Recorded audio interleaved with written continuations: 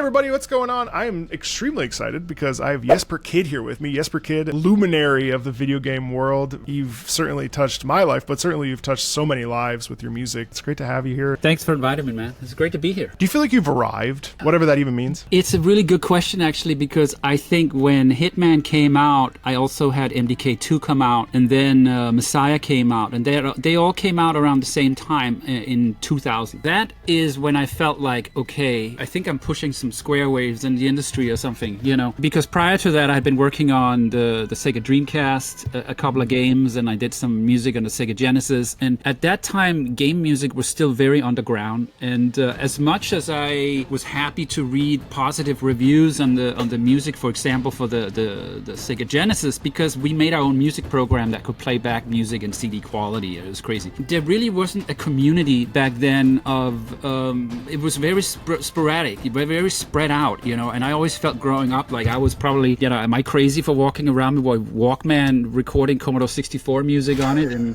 you know, everybody else is listening to Depeche Mode, right? I don't know, but that's kind of when I felt, okay, something happened here, and maybe I do have a chance to fulfill my dream. Do you feel like every gig is as good as your last? That's how it was with the opera. Like, it's like it didn't matter how well I sang Tosca Day 1 when I had to sing Tosca Day 3. You know what I mean? Like, Day 3, if it sucked, it was still bad. So it's like, yeah. Do you ever feel like sort of like, I guess, stress or anxiety, like when you're producing or trying to come up with stuff? I do feel the pressure. It's something that you have to learn how to navigate. But the problem is, if I write something that I myself feel pretty good about or am almost satisfied with, which is kind of the highest mark in my head for my music, then you're like, oh, you know, because then you want to reach that point or outdo yourself on your next score.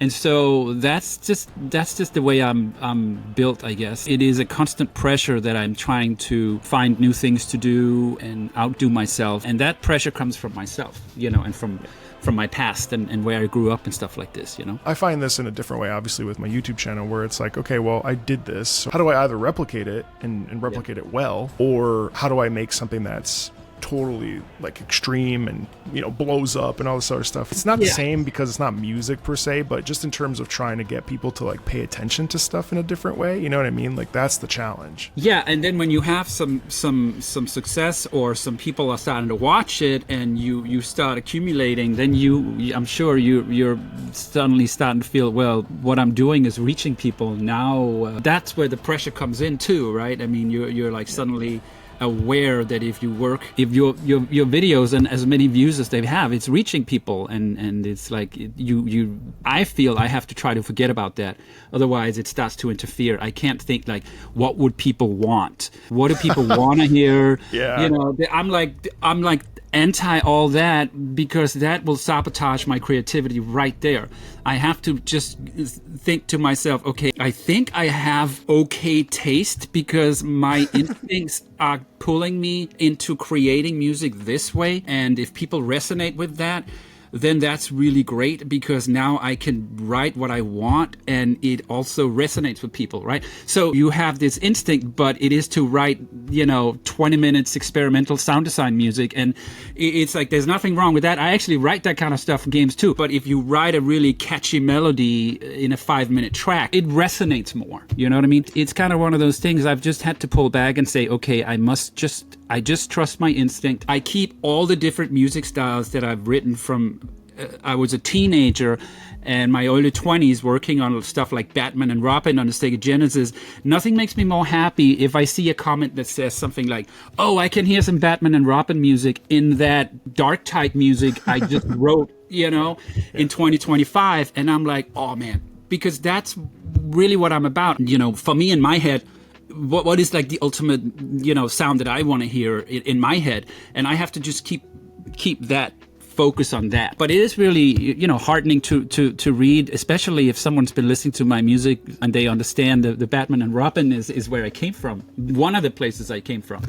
And then they say they hear that in some of the music. That just makes me so happy. It's like, yep, because that's exactly how I think of it too. You know, I don't sit and think, okay, Batman and Robin, but I think like there's not anything that I've done that I'm trying, you know, to push away. I take everything that I've written and I keep just trying to mix it together into this whatever whatever it becomes, for the next project. Yeah. Well, I mean, it's interesting. I mean, I feel like you're talking about like musical identity. Like, it's like you're a person and you have your own identity as a person, but then you also have a musical identity, and it must be interesting to be like, the Jesper kid sound, or whatever that even means, right? Like, I don't even know what that is, man. I just, and that's what's so exciting about working on a new project, right? Because if it's a project where you're continuing something that you have created, that's one thing. But if it's a new project, I don't even know how that's going to end up sounding.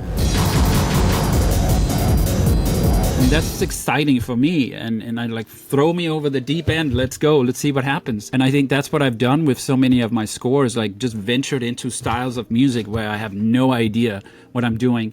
And then eventually you just keep at it, and something comes out that has my sound molded with whatever, that sound is, if it's a Russian army invading, like freedom fighters, I mean, and then I mix it together. It's always interesting for me too. And I think that's why I'm always looking for new challenges, because there's just so much to learn, and I always disagree when I hear people say something along the lines of everything has been invented musically. I'm like, come on, man. There's just so much that in my head, I'm like, there's so many things that I haven't tried yet. But again, you come from classical music, and that's definitely somewhere where that kind of philosophy was going on for a while. Obviously, and classical music goes back so long. It's like got like 200-300 years of history, and game music like really started happening in the 80s. Yeah, for like 45-ish years. Yeah, I know. I don't know if you've seen it, but I have a series where I invite non-gamers from the classical music world. I've seen it. It's cool. Yeah, it's so interesting how, like, for the most part, I do think that classical music people will always be like, well, Mahler is, Mahler's Mahler. You can't fuck with that.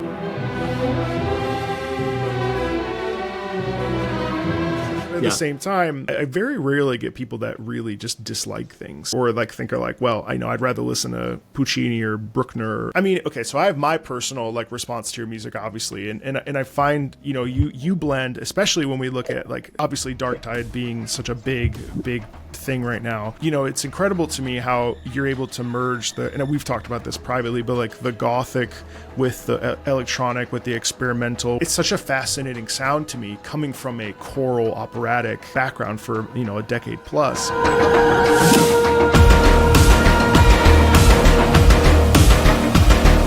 But it's also interesting because I was listening to some Hitman tracks and some Darksiders 2 and of course Ezio's Family, but like it's amazing how even with Hitman, you were still using chorus as a fundamental part of that arc. So like that has never really gone away.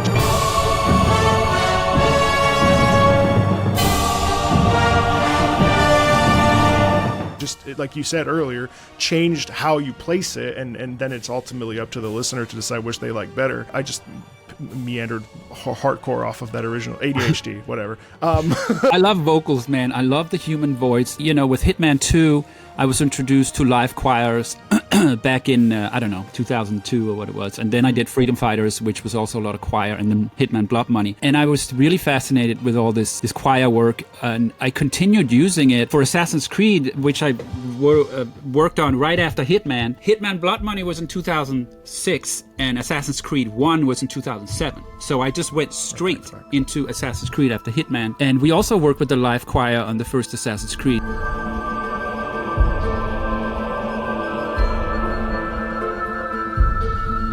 And of course Assassin's Creed 2. But on Assassin's Creed 2 and Assassin's Creed 1 actually too, I started working with female vocals a lot too. Solo vocalists with Melissa Kaplan and what she added to Assassin's Creed 1, 2 and Brotherhood and Revelations. It was mind-boggling to me. Not only is she a great singer, the sound I uncovered with this whole vocal thing was so fascinating to me. There was always a hole for me. I tried working with male vocalists and I could never really find anyone where I was resonating with it. So I just decided, okay, I'm just going to practice my own vocals, and I'm just going to start doing that. And so I did that for a few years, and then in Warhammer Vermintide 2 and Assassin's Creed Valhalla, I started doing all my own vocals.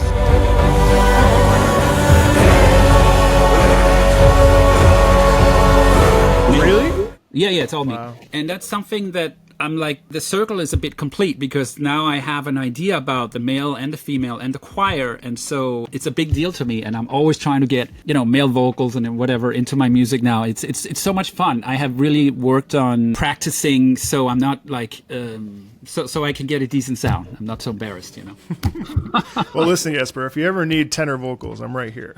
I'll do it. Yeah. Well, it was funny. I remember I was at Game SoundCon in Burbank 2 years ago. I was joking with a composer, and I was like, "Hey, man, what's the deal? How come we never use? Why is it always the like light soprano? It's always the light soprano taking over." And he was like, "They're just easier to stick out in the blend. They're just easier to like kind of put in. They're always on top. The celestial voice. If you think of like Giuseppe Verdi or something." And I was like, "Well, this is bullshit because like, here I am." Yeah. Agreed. I mean, I think it was used to great effect in movies like Gladiator, right? We were all like, "Oh, female vocals." In my case, Assassin's Creed 2 is where female vocals became a thing.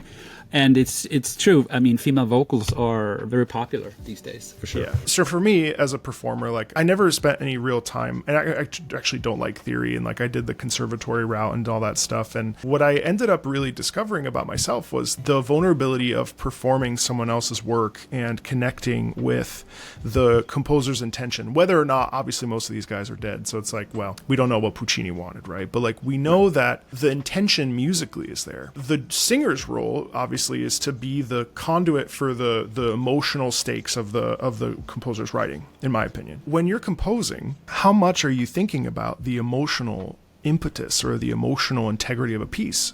Because obviously you don't write like in a mechanical way, so clearly it's not just about notes on a page or whatever, but like, are you thinking about what this feels like when you're composing? Like, what's the sort of process for you in that way? Or is it just kind of like whatever flows from the soul and you just kind of run with it? You know what I mean? It's often a bit of a struggle. That's the process. If you don't have the blood, sweat, and tears, you're not necessarily going to arrive at something unique or interesting or different or whatever, which is what I'm always looking for. Sometimes I start with more of a production standpoint, especially, like let's say I'm writing a main theme for a project. The first thing I need to figure out is that do we want a main theme that is centered around something really unusual, unique as far as where this music sends you in your head? Or are we focused much more on the melody, where we can then put a more recognizable arrangement around it? I mean, two extremes of that is probably something like the Dark Tide main title music, which is obviously focused on,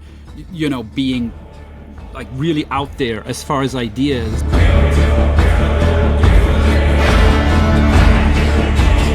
Then something opposite like the Borderlands 3 main menu music, which is all melody.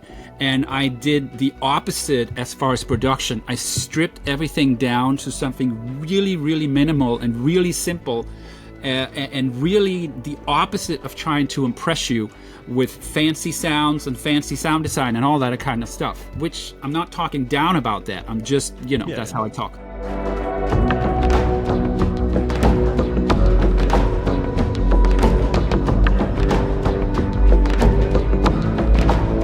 And so for Borderlands, it was much more, I want people to engage with the melodies. So that has really a lot of emotion to it immediately because it has so much melody. So I have to decide before I start writing, which path am I going to take? And it's not that Dark Tide doesn't have emotion. It just also does other things where it sends you into some kind of totally alternate universe, because we're like, what are these things that are being blended together here? That's really unusual. I mean, I worked hard to make it sound unusual. So that's kind of my philosophy on that. Obviously, melody is very important, and I think sometimes we mix up melodic writing versus like a melody, like a jingle, right, or like a tone. I love this story of like Giuseppe Verdi. I don't know if you've ever heard this story, but Giuseppe Verdi, are you familiar with Rigoletto and like La Donna Mobile and stuff? I probably know it when I hear it, but La Donna Mobile, qual piuma. Of course. He knew he had a banger on his hands. This is like 18 whatever, and so he purposefully hid that particular motif and that aria like they kind of had to make sure there was no spoilers for that, because he knew that like the Italian public was going to freak out when they heard this like crazy piece from Rigoletto. And then exactly what happened afterwards people are like humming it up and down the street, right? And so that obviously is the power of melody. But like when you're writing, do you like melody? Is melody important? Not counting like, you know, melodic writing itself, but like melody, a catchy tune. I always find that it's like catching like magic in a bottle, because it's like, well, what makes a melody memorable? I don't know. I mean, I agree. It is really hard to write a good melody that doesn't sound like all the other stuff you've heard 1,000 times. And that is the majority of the melody that I am confronted with. I don't know if we all think like this. I think like this. So this is just my perspective. So when I walk around, or when I'm sitting and watching TV or playing games, I feel like a lot of that music has melodies that you feel comfortable with, because you kind of feel like you've heard it before. I have no issues with any of this. I'm just talking about my approach and what makes me happy. And I am trying to find something where, like the Borderlands 3 menu music, I haven't heard those melodies. Maybe somebody can point out something, but I just want to make sure that I'm trying to push it in a direction where it gives you some surprise. And I think my perspective is this: like when you hear like a pop song and it's on the charts or whatever, usually it's because it's presenting a new thing or a new melody, or it has a catchy hook. But if it just had the same stuff, it wouldn't be charting necessarily. You know, some artist, of course, is going to, you know, chart no matter what. But I'm saying in history, when you look at pop music, it's usually the stuff that you're like, oh, what's that? You know, it catches your attention. And it catches your attention because you haven't heard it before. You're like, oh, whoa. That's always been kind of my ground zero. And melody, I love melody. Melody is everything to me. It doesn't always fit with whatever you need to write. Maybe there's no room for the melody. Maybe it will pull you out too much of the experience if there's some dialogue on top or something. You know, so there's a lot of things to think about there. But melody is what interests me. You know, that's where. And I think when you have a music, for example, like Vangelis, who could do great melodies, but he could also do amazing otherworldly music, and somehow he was able to blend those two together. And when I first heard that music, I was like, oh my God, this is it. You know, that's the philosophy. If you can make music that's out there or feels new or feels original or feels unique, and you can at the same time write kick-ass melodies like Chariots of Fire, that's what I want to aspire to do. Yeah. You know, that's what I would love to do.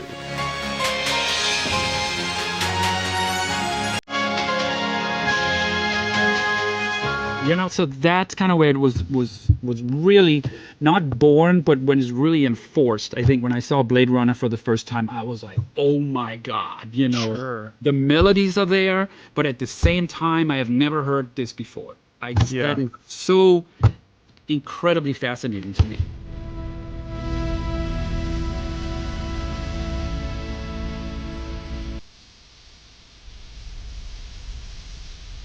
Just to expand on that, I mean, that started in my childhood when I first heard Commodore 64 music, which has an analog chip inside, you know, the Commodore 64. It was the first time like a computer or console had an actual synthesizer built into it. And those scores were so memorable to me, and it was all about melody because there was no samples. It was all just, it's like, you know, pretty low-tech sounding stuff. So all you had to do was write a good melody, and you had them hooked. But that's all they could do, because there was no room for sound design or fancy percussion or anything, you know? So it started way back then for me with melody, and again, the Commodore 64 invented a whole new music style. And I was like, this is something nobody has ever heard before in the history of the universe. This is fascinating to me. Full stop, yeah. You know, yeah. And I was like 13 or whatever, and I was like, this is so great, you know? And then after that, it became the Amiga, which was Commodore's follow-up. You can buy a Commodore Amiga 500. And that didn't have a synthesizer, but it did something else. It had 4 sample channels. And suddenly, instead of writing sit music or sit tune or whatever, I was starting to write tracker music, which is just a different kind of writing, but it was just sampling. So I just became completely immersed in the world of sampling. So first it was all about melody for me and sit music, chiptune, and then it became all about samples. So I did some heavy-duty deep dives into those kind of things before I started writing music for video games and films and stuff. And I think it gave me a pretty interesting backbone, you know. Yeah, well, I was just thinking that because I went back to like Subterraria, and I was just listening to some of the like, you know, the oldest stuff you've worked on, and this is not in reference to our Batman and Robin comment earlier, but like it's interesting how even though that's, you know, that's the genesis, that sort of sound quality still exists in your writing today. I mean, with Mechanicus, obviously there's I think because of the evolution of sound and the you know, the technology, there's I don't want to call it more sophisticated because it's not that. But it's interesting how like that this similar structure of style kind of pervades even today. And I had 6 channels to work with instead of 3 on the Commodore 64 and 4 on the Amiga. Now I had 6. Yes. You know, it was. Can I ask you a question about that? Actually, this is a blind spot for me because I don't fully know how to compose on any of the 6 channels. I don't even know what that means. Like I know what it means, but I don't know like how do you do it? Real quick, the way it means is like simultaneous music channels, right? So that means you can play 3 sounds at the same time. So if you want to make a chord, you actually used 3. If it's a 3-finger chord, you've used all 3 channels right now, right? Yeah. So that's it. That's all you get. So what they would do on the Commodore 64, they would take like 3 different notes. Let's say, you know, C, E, and G, right? Just a C major chord, and they would start playing that and then repeating those 3 notes. They're not playing at the same time. They're playing and they would play like very, very, very fast. And it would become so fast, it would start like modulating and becoming this kind of very classic sit tune type of sound that we all know. But you can do that in one channel now. Now you have a chord in one channel. Do you know what I mean? So we were all thinking about how can we fake this? And then you have a bass line, and then you make sure that the bass goes doom, doom, and then there's a drum, and then you put that drum on the same sound. That means the bass can't play at the same time. Doom, doom, doom, doom, right? And so now we've got 2 channels. So we've got and then, you know, the 3rd channel can be the melody, and all those chords are more like the arrangement, right? And then we've got the percussion with the bass. And so we got 3 channels, and that's all we need. Let's go. As we've evolved really over what 40-ish years, like I always think it's really funny because in some ways with the classical music sort of space and the sound that we have and the chorus and the gothic thing, like for instance in the case of Mechanicus, or I'm sorry, Darktide, in a way went all the way back. You know, some people say that and feel that the real true essence of video game music is, you know, the 16 channel, the, you know, 8-bit, you know, chip tune. What's your like hot take on this? Because I'm so curious because you've done it all. I mean, like that's really unique and interesting. I mean, I obviously grew up at the Commodore 64, right? And that was all melody. The successful music on that machine was melody, even though there were tracks, and there was plenty of these too, that was like 12-minute long, and it would just have these kind of sound designy things made with that very limited synthesizer inside, and it, you know, you can fake reverb by putting the same notes in 2 channels, but then offsetting them a little bit, and then detuning the second channel a little bit, and suddenly you've got like fake reverb, and it's like, oh my god, this is so cool, right? So you could do all these tricks. So it's not like it wasn't all melody, but even those types of tracks still after 8 minutes would then have like the best melody come in. You were just like, this is amazing. So that kind of music, and obviously I didn't grow up with the Nintendo consoles, you know, like in Europe it was the Commodore 64 and the Commodore Amiga that was really popular.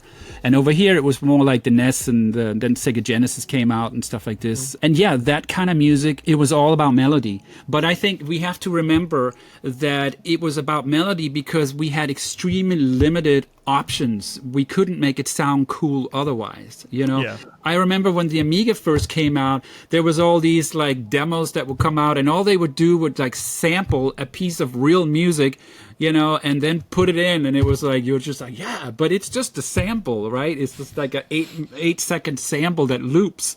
And it's suddenly like you can have that. That's like so different from this very limited technology. But I think that's where it comes from. It comes from the limitation. And I think we have to remember that now we can do so much more.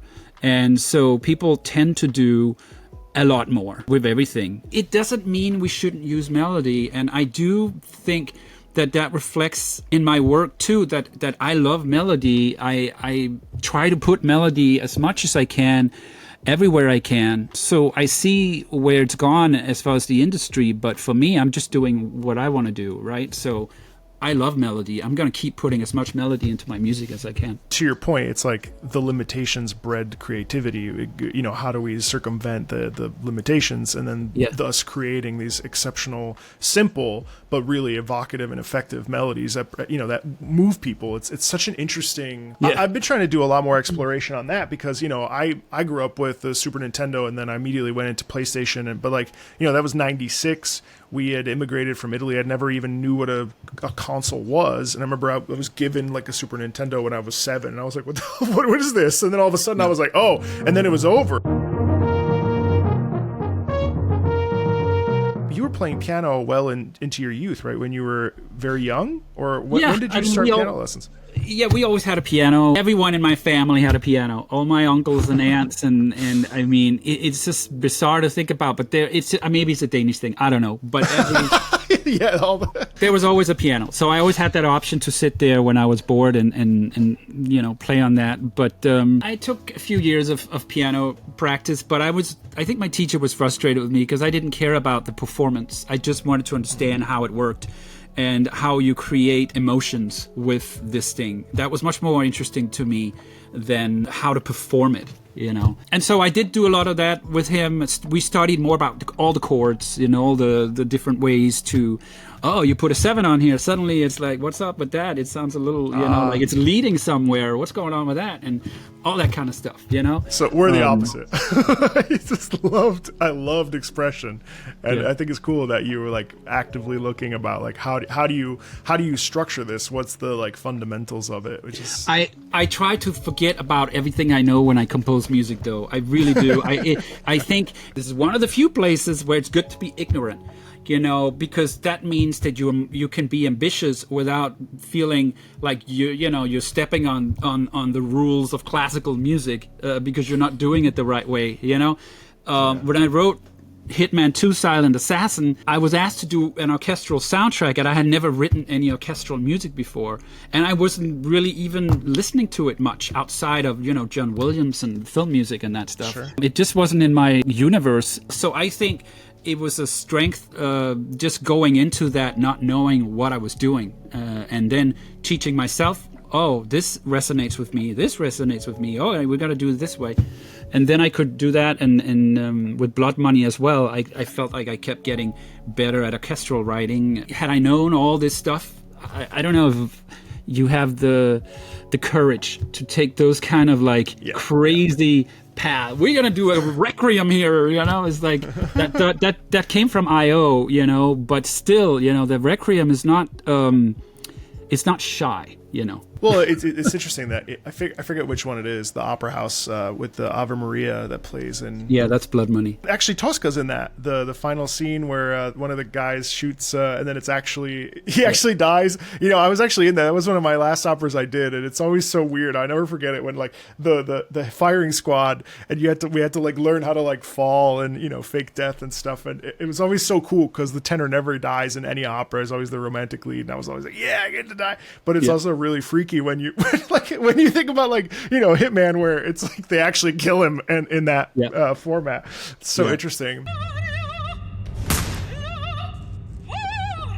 Having sung in a bunch of modern operas and heard a bunch, now I don't know it's been, you know, 5 years since I've been in the industry, so I don't really know what's going on these days, but like there are some operas that have become successful that are basically like movies but with opera singing in them. They're hard to learn because there's no like melodic structure per se.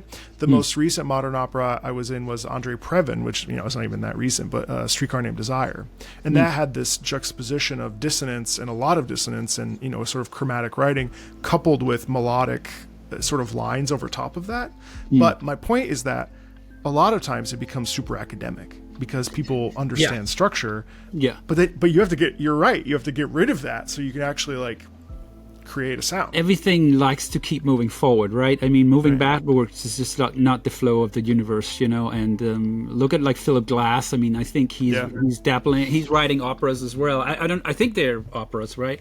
And it's like he is approaching it much more of a minimalist way, but still, it feels like we just got to keep moving forward. I think moving backwards is a tough thing. Obviously, I love melody, and I think the Romantic era was definitely my favorite area of classical music. I don't know, man. A good melody is a good melody. There's no reason we can't do that, you know. Are there certain pieces that come to your mind that you really connect to, even today, that like you like favorites? Do you have favorites? I really liked the work I did on the film Tumbad. I really embraced this whole other world, almost cosmic way of writing. And I'd never done anything like that before. पापा ने तो सिर्फ तुझे रखा है जब मैं बड़ा हो जाऊंगा तुझसे ब्याह करूंगा. That was so fun to work on. My favorite scores are scores where there were no compromises, where I was able to achieve most of what I set out to do. And I do everything I can to arrive at that place with every score. I have a few scores I've written that hasn't been released yet, and usually the latest stuff I do is my favorite. That's like the latest version of what I have arrived at or discovered, you know, is how I would put it. Yeah, they are all like my children, right? I mean, that's how we feel. Right, because when I hear it, I immediately go to where I was when I did that. You know, what was I inspired by? What had I just done prior? So that on this one, I felt like, oh, I learned that. Now I'm going to take this and go with this for this, you know. So I have all these, I'm sure we all do, more emotional connections to it, you know. Do you feel like you kind of embrace where you are when you're writing a piece? Like, you know, it's not, you try not to get held up by like the past or what you've done before, like everything kind of, it feels like you really enjoy the sense of discovery. Absolutely. I am 100%. I mean, that's where I am at this moment, and I can tell almost what phase I was in. Oh yeah, here you were really into rave music, you know, that was like thing, you know. And when you listen to Scorcher from 96, or you listen to Batman and Robin from 93 or 4 or something, I mean, you know, rave culture has been a huge influence in my music. And it's something that I always disguise. But if you ask me, you know, do you have a secret sauce? You know, I would be like, rave music? Yeah, you hear it in Dark Tide, though, to be fair. There's a couple tracks. And I love having gone to Dark Tide. I love the fact that I can go and do a more 2025 version of what that would be for me. Because obviously I've worked on Borderlands for years as well. And there are some tracks in there that goes into the dance music style, like pre-sequel and stuff like this, you know, as well. Yeah. For Dark Tide, I really got to write like 3 hours or more music. So I really got to go deep into that world. And the more time you spend there, the more you discover, you know, I don't know if you get better, because there's an argument that can say if you're just doing it for the first time, the first few tracks, maybe there's a sense of freshness there that translate into the music, or excitement where you are like, holy shit, I think we're onto something here. But then again, after 3 hours, you've become kind of a, I don't want to say an expert, but you've picked up some tricks along the way, which makes the music able to do this, you know.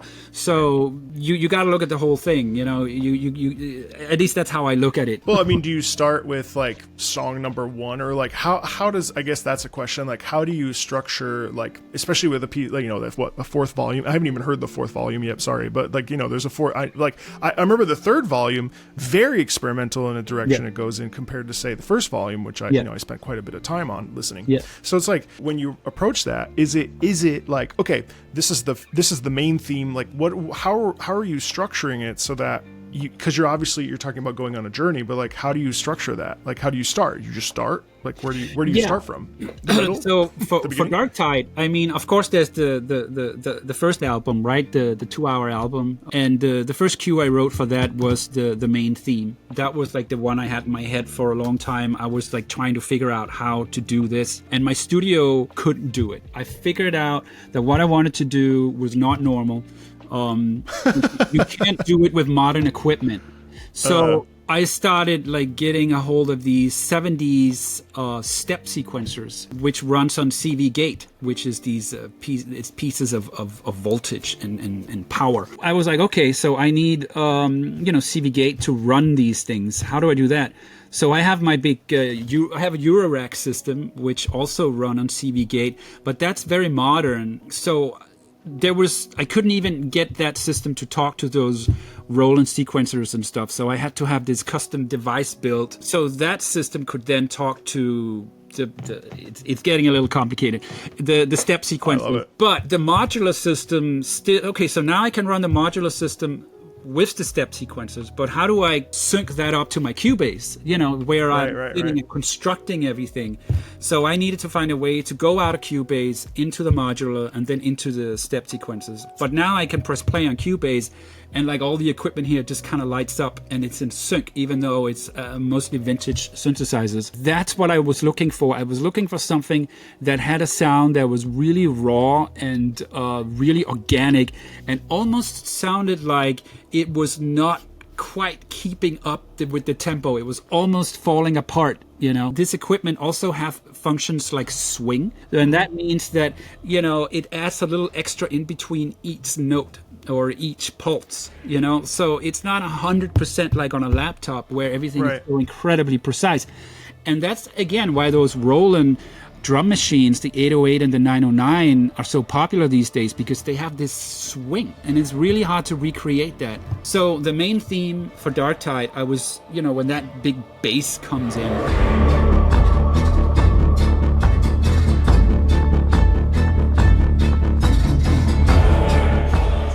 That is like the epitome of that. It sounds like, in my head, it's almost falling apart. It's almost keeping up. But it's still playing. It sounds live. It sounds like there's a person that's actually sitting there playing it. And that's again the approach of Dark Tide. A lot of that music is played live, and I wanted it to, complete freestyle. And I wanted that really organic feel.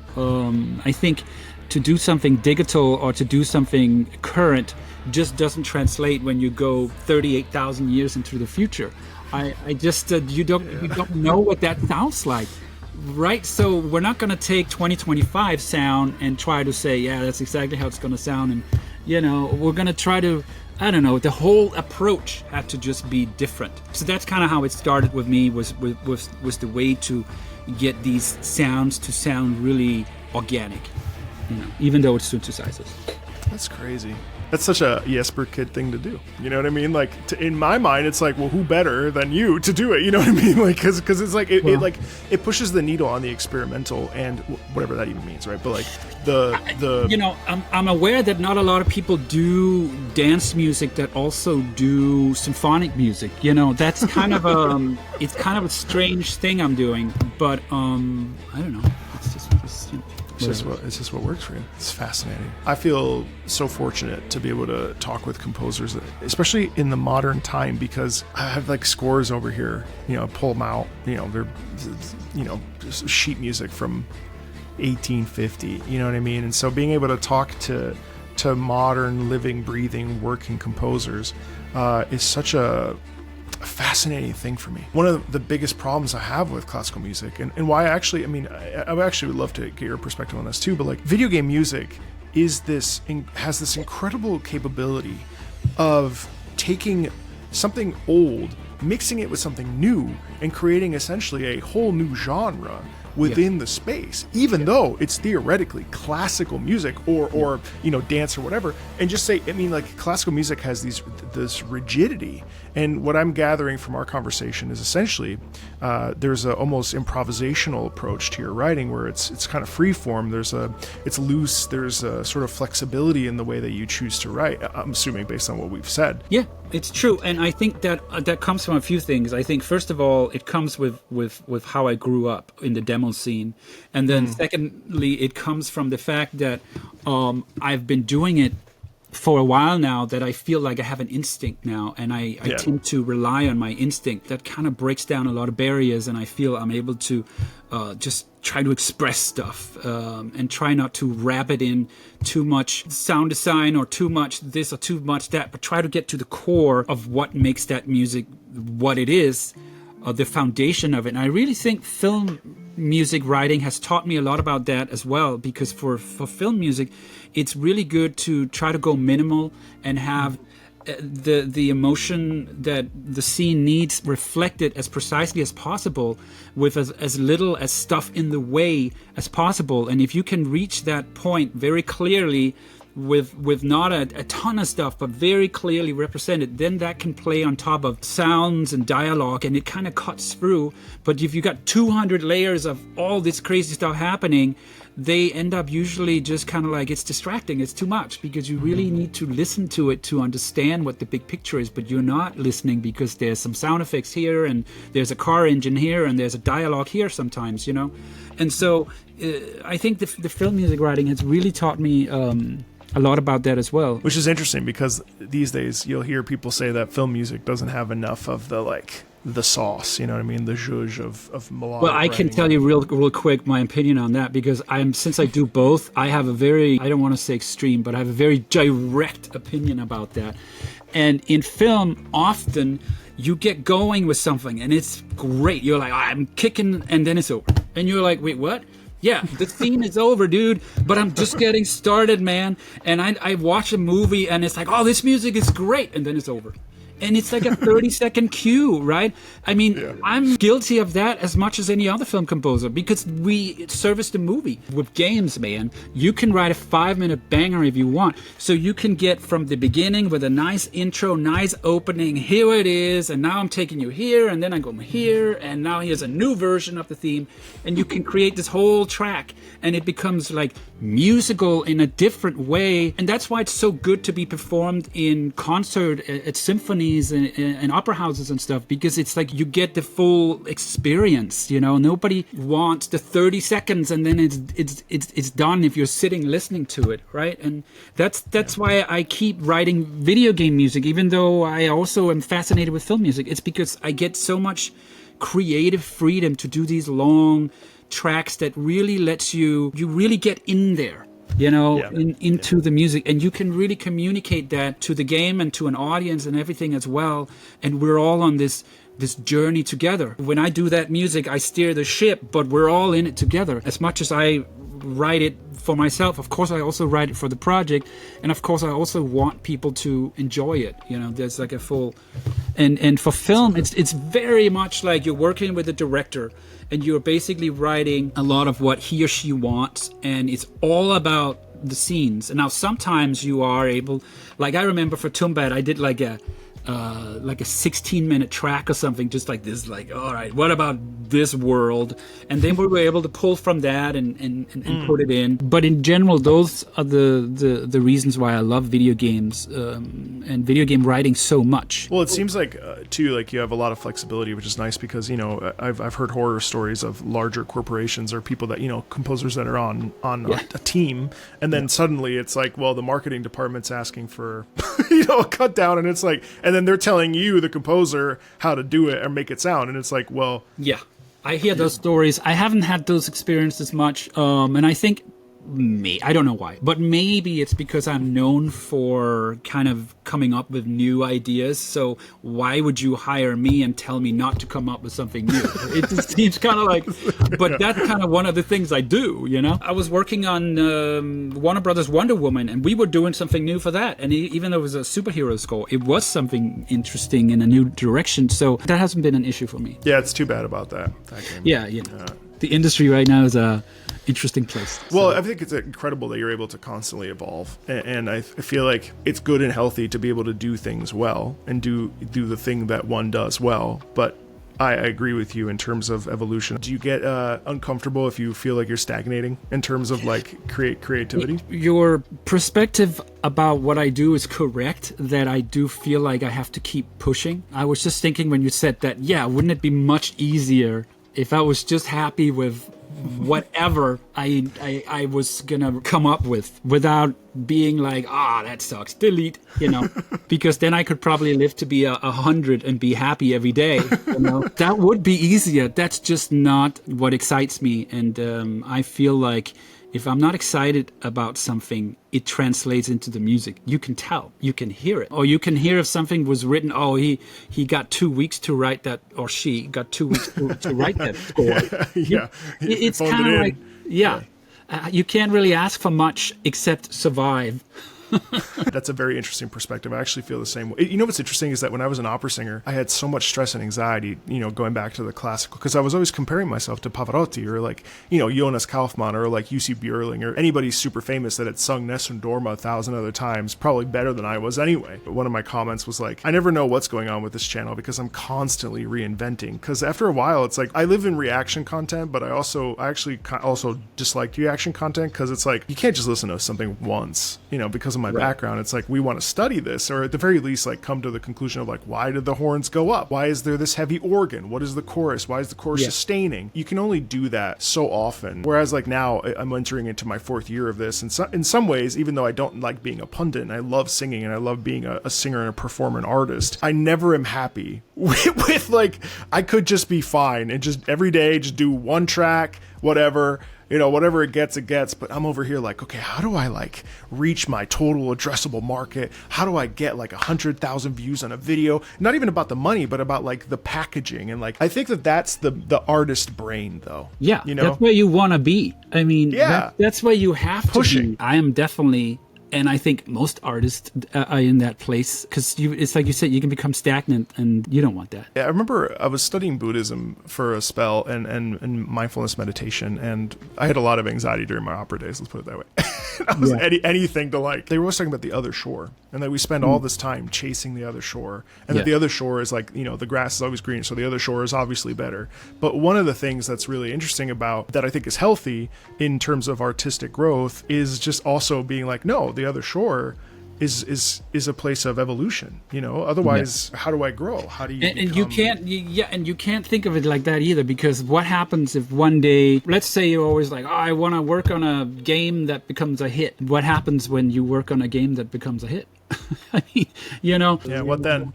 Yeah, exactly. Because you shift the goalpost. You know what I mean? I always am fascinated by baseball players that retire and then they make their entire identity the act of playing baseball. So that then what happens when they retire? Then suddenly life is quiet, and I don't know. It's a very interesting. There's many ways you can use that reference, or another reference would be like if you're stay-at-home dad or stay-at-home mom, and suddenly the kids move out. What do you do? I mean, there's just always that perspective, but you gotta keep pushing, right? I mean, in my case, I'm aware that I have an audience, and I'm also aware that I able to do music. With that in mind, it is my duty to create music that I like that I like, and so if I'm just to do a comfortable life and do more the easy way out, the more kind of, perhaps you can say, stuff you've heard before, or all that stuff, I feel like I'm betraying myself because I have a capacity to do something other than that. And I'm not comparing one is better than the other. I'm just saying I can do this, so that's what I need to do. And I don't care how hard it is. Like, for example, with Assassin's Creed Valhalla, I was like, I had a hard time figuring out how am I gonna get the sound I want, because I need to write so much music, 3 hours plus music, and at the same time, I wanted each cue to feel like it was full of live performances. And it's like, that's gonna take me forever to record. It's an insane amount of music to record. And the way I write is also, I have all these performances and I like to play around with them for a long time to find something extra in that performance that I then bring out in a whole new way. So I can't just go and write the whole thing and then have everything performed later. I wanted the performances to inspire the rest of the track. You know what I mean? In real time. So I was like, the only way to do this if you perform all the instruments yourself. God damn it, And that's one of those things where you're like, because that that was hard, but I got all these ancient instruments and started practicing, and I don't know how to play any of that stuff. I don't, so I was just thinking to myself, oh, it's just like Hitman 2. You don't know how to do orchestral music. You still, let's go. And so all the performances are mine in there. I think I worked on one cue with the guitarist, and the rest of it is me playing, cello and all these different instruments. But then again, that's what I do, So it's the only way. Look, I respect that so much. It's most certainly not the easy way. If you find a harder way, I find usually that's the better way. But I'm also like, God damn it, What have I done? Yeah. So you take way longer, for example, to write something or find the sound. But in the end, I can sit back and say, I know I'm capable of doing something like that I hear in my head. I gotta have to pursue it. Otherwise, I'm not being true to myself. To yourself, and then therefore not being true to the audience either. And life is short, man. I need to work on stuff that really matters to me, I feel, and in a sense, if it matters to me, it will reflect on the music, and then the music will also pick that kind of DNA up. That's kind of where it lives, right? All this creativity and all this, you want to write something that has some meaning to it. Yeah, it's you're right. Life is very short. I just turned 38 a couple months ago, and it's like I still think it's July, dude. It's like we got there's literally a snowstorm outside, and I'm like, what is it? It's almost December. It's December. Excuse me. Today is December 2nd, as the time of filming this. What do you got coming up that you can talk about, if anything? What do you want to tell everybody? Of course, I've been working on State of Decay 3.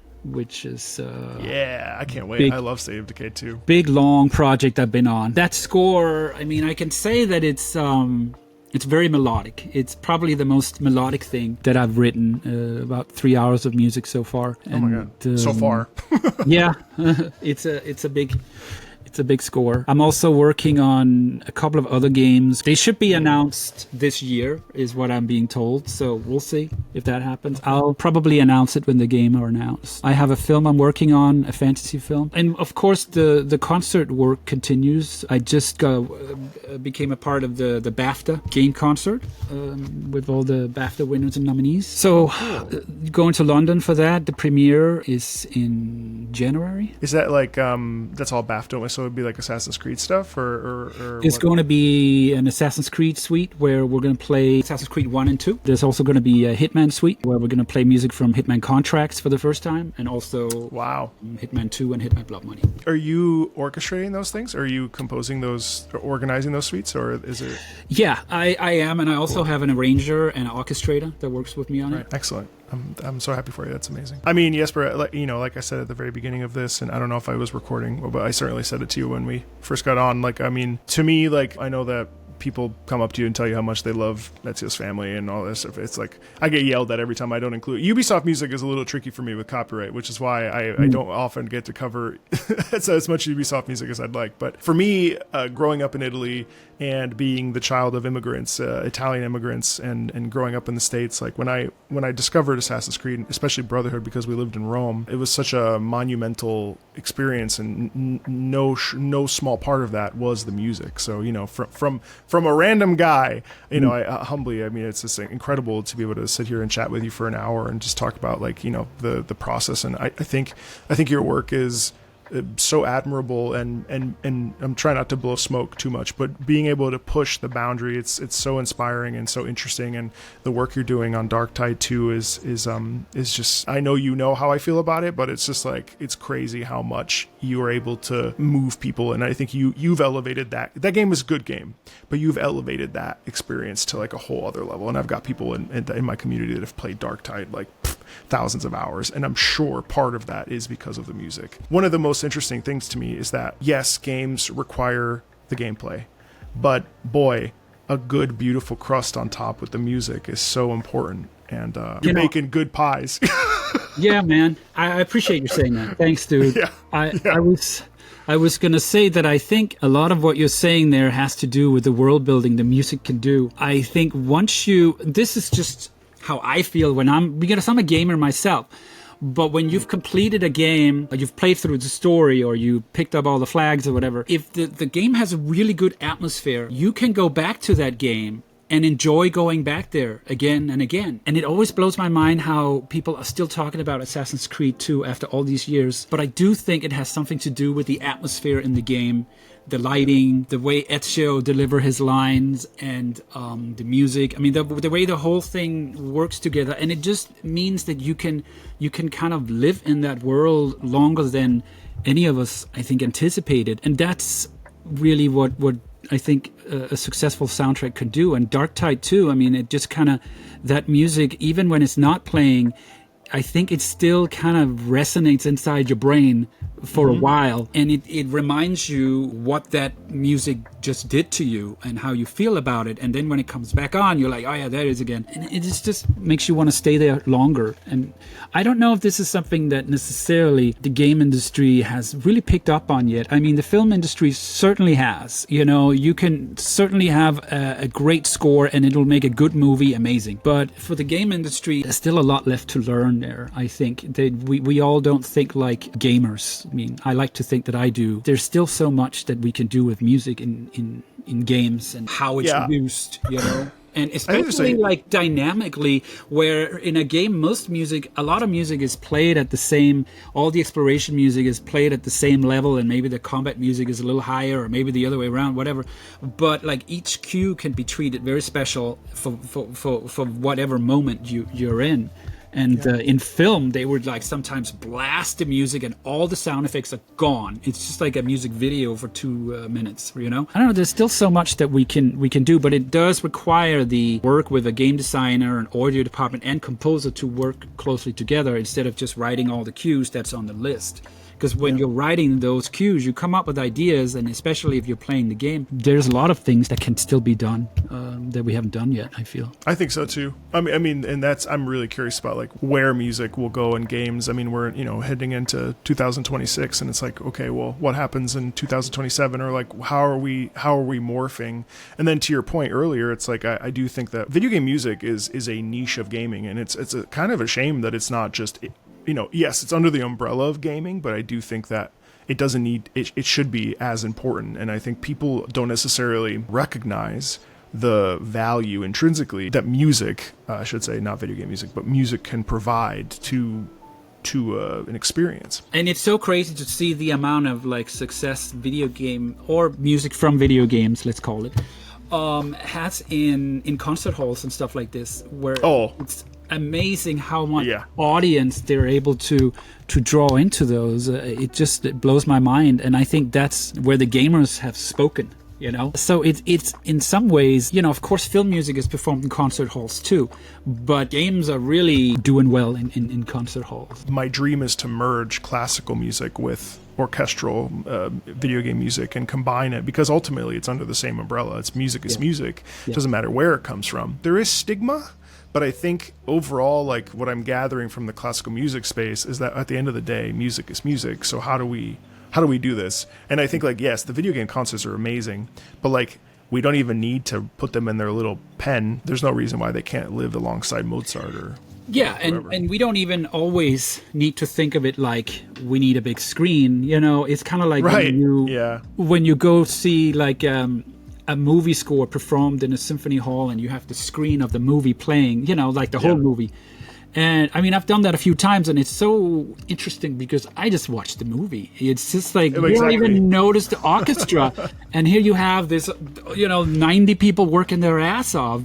And it's like the ultimate surround sound experience. Each little musician is his own little, amp that's projecting music. So it's like you have like hundreds of little speakers. It's like amazing. It's not just like a few speakers where all the music comes from. It like comes from all these different places and things. I mean, this is what an orchestra can do. Yet you just sit there and watch the movie. I'm like, Come on, man. But that's the context issue, don't you think? Like something I fight with people about this actually, not literally, but it's like now there are certain pieces that I do think obviously benefit from context and they live for context, but there are plenty of pieces, and I've noticed this with your music as well. You know, there's a very clear beginning, middle, end. I like to call them the sandwich style, where it starts, it builds, then there's the big climax, and there's the resolution, and it's the bread, you know, the bread, and then the meat is in the middle. Those are the kinds of pieces where we can listen to them, and we're like, yeah, that's a song. That's like a piece. That's just a good piece. We don't need context because it kind of delivers on a platter what the thing is. And then there are other tracks, as you know, that are contextually based that are important. But oftentimes what I run into is people that say, well, it's much more impactful with the context. Okay, yes. But do we need the screen? I don't think we need the screen. But like we're dependent. Like, look at the footage. It's like, we don't need it. We get it. Like, we know it's from whatever. You know what I mean? Just like we have all this amazing footage because video games look amazing. So it's you know, I don't know. I call those pieces journey pieces, I guess, where I like to take you on a journey. Again, film music, totally different. You might need to reach the journey in 2 seconds. You know, your 15-second. Yeah, and in like 30 seconds, you might go into like 3 different moods, right? You might suspense, action, tension, or something, right? And with a video game, I can say, oh, suspense. I have 2 or 3 minutes or whatever, and I write a 5-minute cue, whatever. And it's like I can go from A to Z within this suspense that fits that project, and I can experience and discover so much stuff. And here it is a 3 or 5 minute suspense cue. Oh, action. Okay, let's do a 5-minute action cue or whatever. I mean, the amount of experimentation and discovery, because the cues are so long, you know, is really interesting. And it's like the opposite of film also, because if I write an action cue and I write like a break or something, no, it has to be action the whole time. It's like just action. Because if you go down for a moment, no, we have a low action cue over here, which is like for that. So here it's got to be high octane action for all the duration of the track. And again, in film, you're all over the place in a very short time, often. Yeah, I mean, it's a fascinating... It's a whole new music style, you know, in some ways. Delivering on an emotional impetus, like, immediately. Well, I could talk with you about this for another 3 hours, so I appreciate you so much, Jesper. It's seriously, it's a delight, it's an honor. And I hope you enjoyed watching this. I mean, this is a real special experience. And thank you so much, Jesper. I appreciate it. We'll talk to all of you later. Thanks, Bye. Margot. See ya.